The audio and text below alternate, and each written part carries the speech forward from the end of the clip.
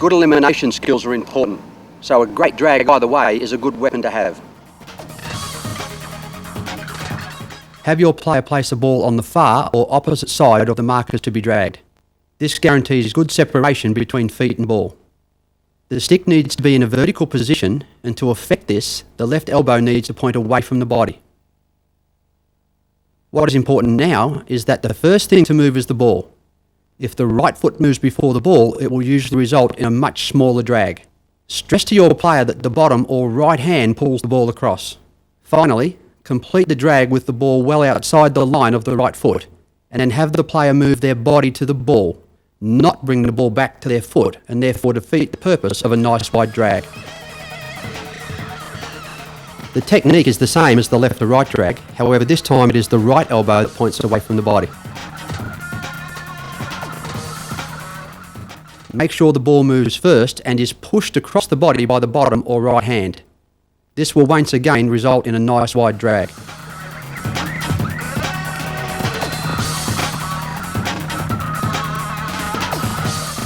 How often do we see this? The athlete beats the opposition player and then drags the ball back into the contest. So once again, the correct technique.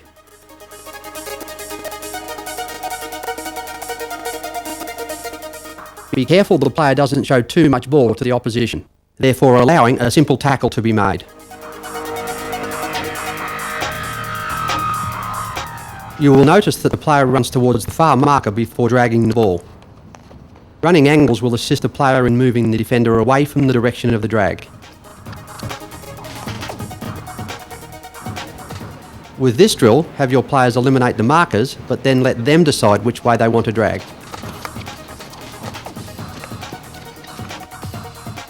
Same exercise, but now introduce vision.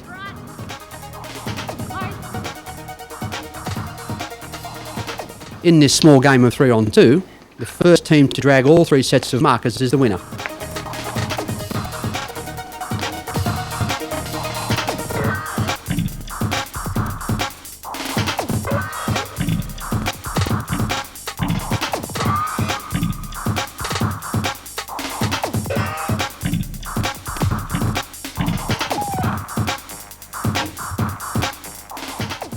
The opposition players tend to block tackle a lot, especially when the ball runner has limited space to work in. The ability to lift the ball with control over an opposition player's stick is very helpful. We call this jinking. When performing the jink, the athlete needs to be well balanced and the ball away from their feet. The bottom hand needs to be further away from the body than the top hand, thus giving the stick sufficient angle to lift the ball. When performing this action, the top hand becomes more of a pivot and the lower hand performs the lifting action. Here's a little tip. It is important that the player does not become too upright when jinking the ball, as the angle of the stick will be lost, making it difficult to lift the ball.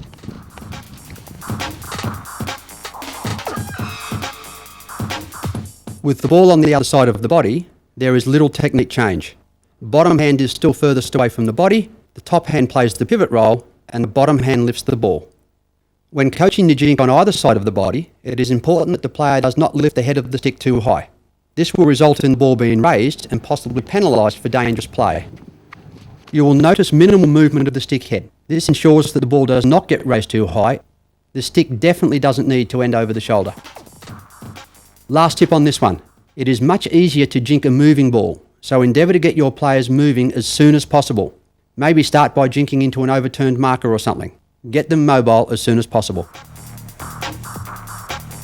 The drill is the same as the drag, however now the players must jink the ball over the markers.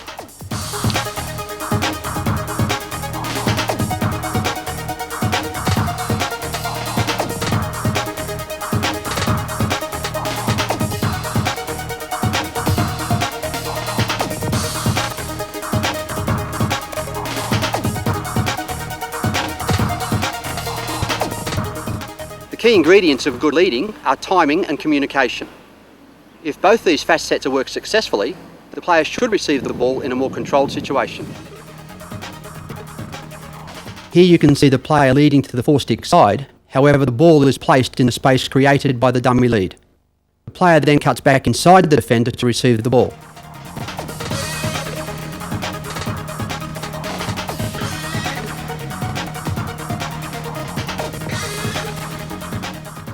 Here you can see the player lead to the reverse side and then cut back into space on the four-stick side to receive the ball on the move.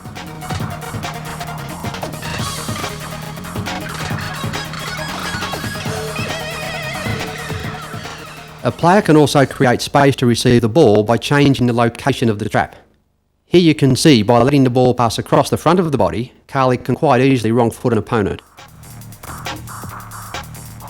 When space allows, a player tightly marked can draw the defender towards the ball carrier with a simple lead, and then spin out into space to receive the ball well away from the defender. The trick with this is to make sure that the pass is not too narrow, and the player receiving the ball does so past the line of the defender. This will avoid being caught in a contest with that defender. Signalling must be clear and precise. However, equally important is the fact that the player making the lead does not change their direction whilst the ball runner has their eyes down on the ball. They just won't see the new lead. If player numbers don't permit the pass being thrown wide of the player receiving, then a change to the lead can allow a narrower pass to be thrown. The player receiving steps across the front of the defender with their right foot, leans back and pivots inside or towards the opposition player. As the left leg comes through, the defender is now effectively blocked from making a tackle.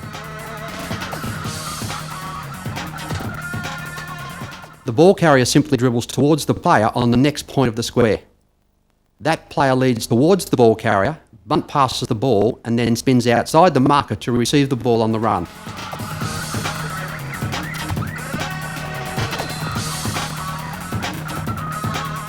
Encourage your players to keep leading even if they don't receive the ball from their first lead. A lot of times the player will be in a better position on the second or third lead. Here you can see the player continuing their lead and finally rewarded with possession.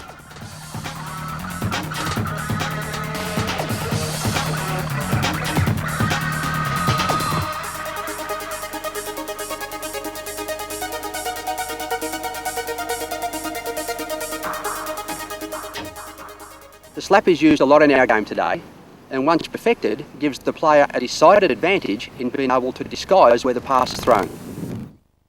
The footwork is no different from the hit, and as a coach you once again need to emphasise the right knee getting very low to the ground. You will notice, however, that the head of the stick is in contact with the ground very early. Hands are low in relation to the surface and a good arc is required.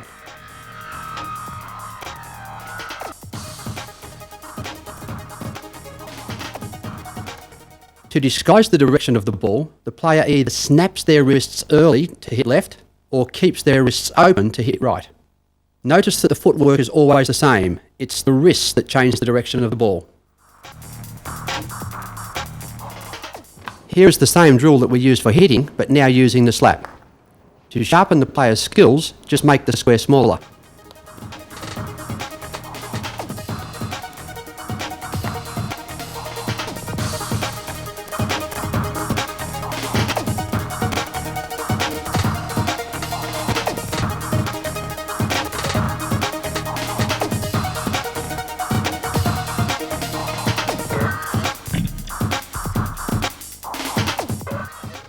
Players just love scoring goals.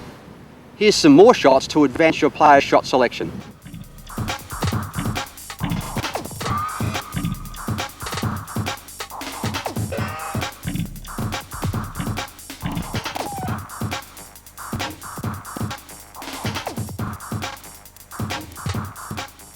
Everybody wants to have a crack at using the tomahawk these days, so let's have a look at how to coach it correctly. Once again, I build this skill from the ground up. The shot is performed with the leading edge of the stick, so a grip change is required. You can clearly see the V's of both hands pointing straight down the flat side of the stick. Without a ball, have your player practice swinging the hitting arc, concentrating on making sure they break their wrists to ensure a good backswing and follow through. Hands need to stay low in relation to the turf.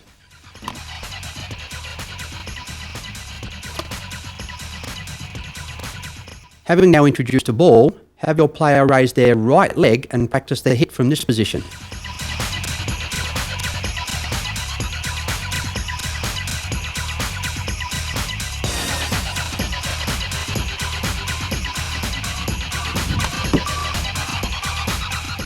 Now the back or left knee comes off the ground slightly to simulate the correct hitting position.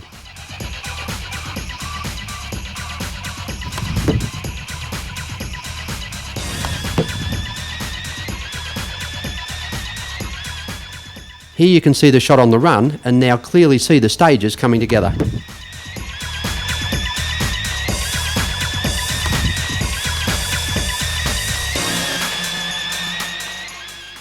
A low body position is required to allow for a good hip rotation and weight transference.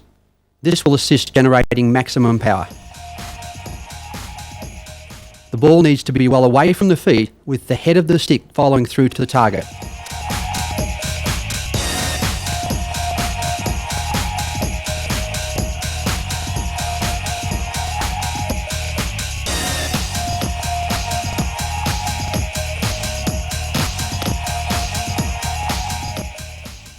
To reverse flick, as with the jink, the ball is in front of the right foot, the right hand drives the action and the left hand remains the anchor. To gain height and power, however, the head of the stick has a greater follow-through.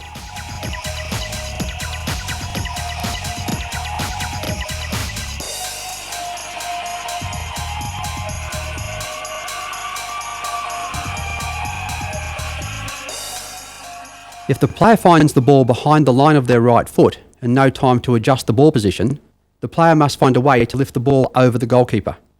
This is done by hitting the ball into the turf to obtain a bounce effect over the keeper.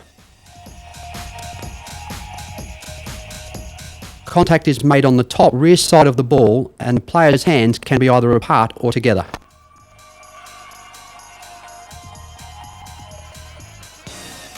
It is important that the player does not try to lift the ball with their stick, but let the ball react with the turf. If the keeper stays standing, get the shot wide. If the keeper has dropped, lift the ball. This is all about choosing the right shot for the right time.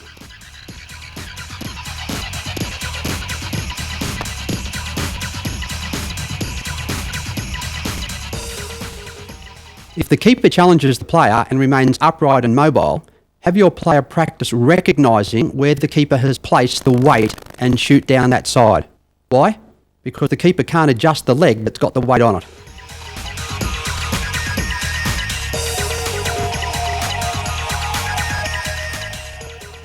Overhead passes can be used to utilise space at a considerable distance from the ball carrier, or just to relieve pressure from an opposition press. Whatever the case, they need to be practiced consistently. Overheads are difficult to coach young athletes as there is a reasonable amount of strength involved, but good technique helps considerably. When flicking, the player needs to be low, which creates a good position of strength. A good hip and shoulder rotation is required, followed by a good, strong, high follow-through. When commencing overhead coaching, start your players with easy outcomes. From the 8-yard mark, flick into the roof of the net, then have them flick over the net from the 8-yard mark. Then step by step, increase the distance the athlete has to flick, until finally they can flick from the top of the circle well over the net.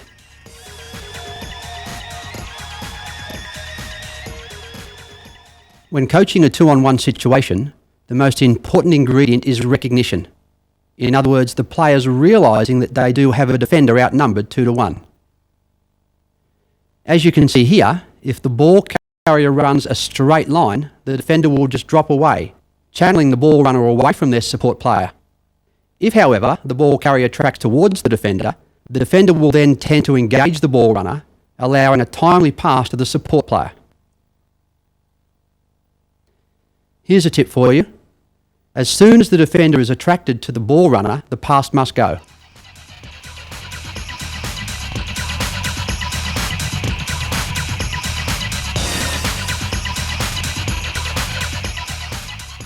Here you can clearly see that with the ball carrier on the other side, the same principles still apply. First lead away from the defender and then quickly track straight at them. Early ball is good ball.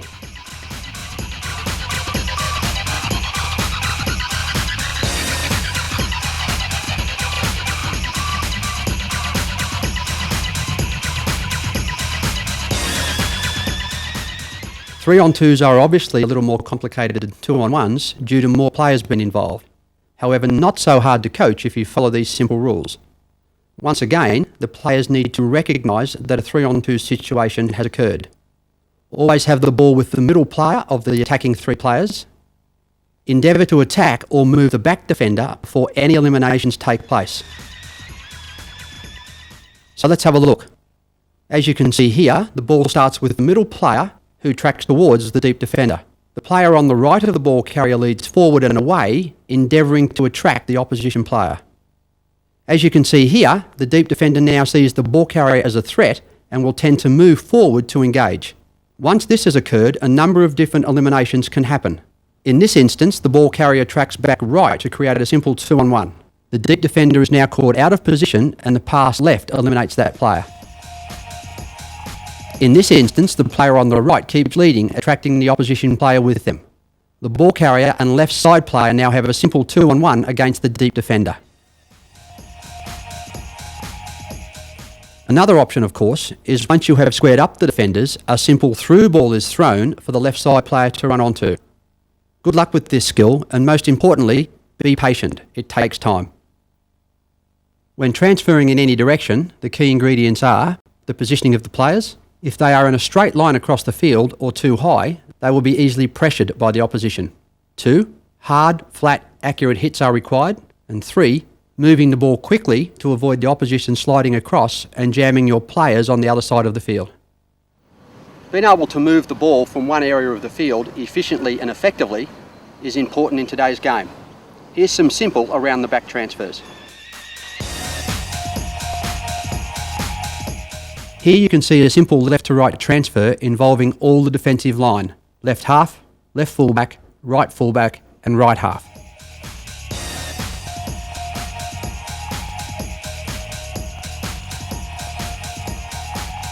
Coming back is the same process in reverse.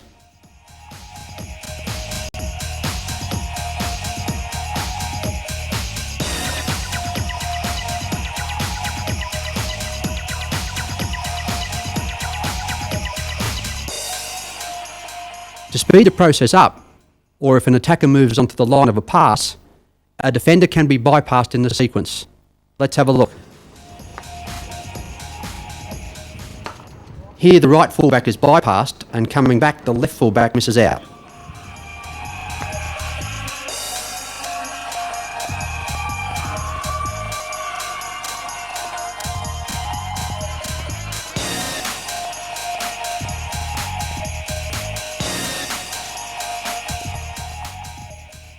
On this occasion, an opposition player might close down the nearest fullback, so a pass to the deep fullback is required.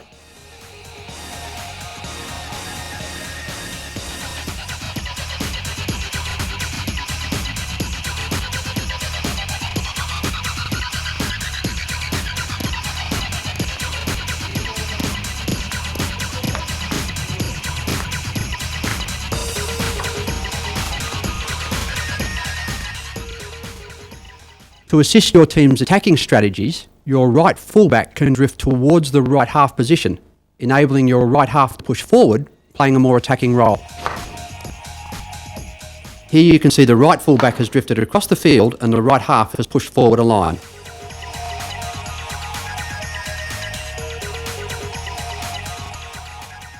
A transfer should always finish further up the field than its point of origin. This will avoid the opposition pressing you back towards your own goal line.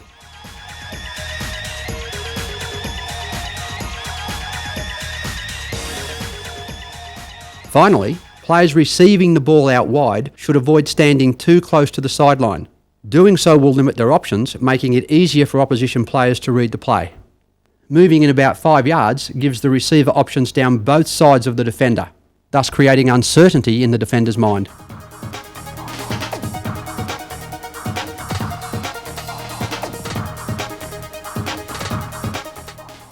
The more players you as a coach have that can perform specialist skills, the better balanced your team will be.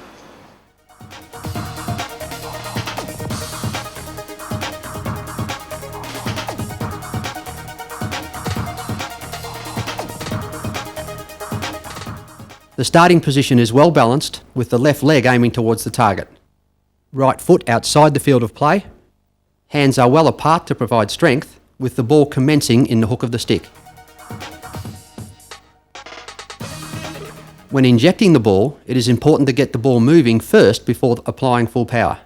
This will prevent the ball rolling under the player's stick. Don't apply full power immediately. Get the ball moving first and then let it rip. Keep the stick head on the ground until after the ball is released. When practicing, always aim at a target.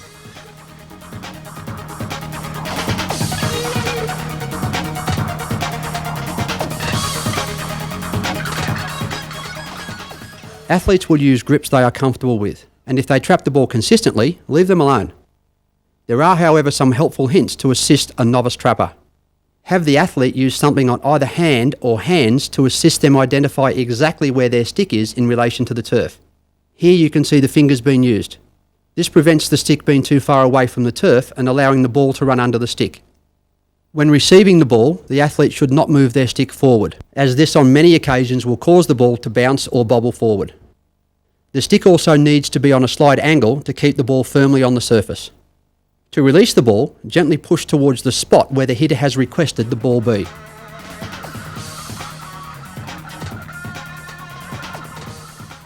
You will notice that in both cases, the trapper has their left foot behind the right. This prevents them from losing their toes or foot if the hitter is a little bit erratic. You should also note that if a change of position is required by the trapper, they should endeavour to remain as low as possible, thus minimising excess movement and the chance of error. Good luck. This video is of value to both coaches and players alike. I hope you find it a useful tool in advancing your knowledge of the game and assisting your players to develop a higher level of skill. It should be noted that all these videos were filmed under controlled conditions, and Hockey Queensland recommends the wearing of protective equipment in training and game situations.